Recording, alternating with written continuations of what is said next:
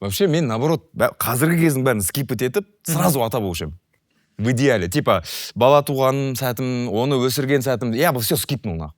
Сразу мен 72-демін, сразу менің немерем бар, или 65-темін, или 58-демін. 65-тесің, немерең негр қойыш. Прикинь. Ойлайсың, қазіргі мимен, иә? А, типа, я пропустил же.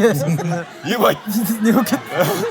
Жоны тұр? Мынандай емшегің бар сен. Ебать, жынды ма, не болып кетті? Жоқ, натопашлау олай болатын болса, үйтіп, разброс кете беретін болсақ, мен осы мимен сперматозоид болып кетуге. Қызғын секілді.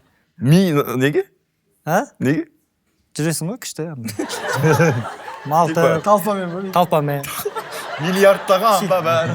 Чисто кенттармен. Сен ғана басып типа. Атылып уже, дүниеге келу керек кезде атыласың ғой өйтіп, жолды білесің да уже.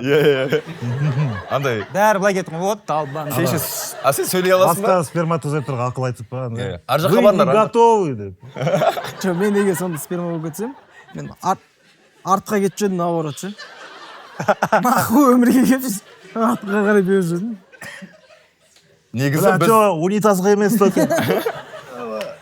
Тағы да раковина. Ана қазір тиктокта шығып тұр. Мен сперматозоид. Мені унитазға лақтырма. И ма, ну. Всегда балалар ауысып кетеді, всегда біреуден аяғы ауыр болып қалады. Клубника ғой, клубника. Клубника. Жүргіш.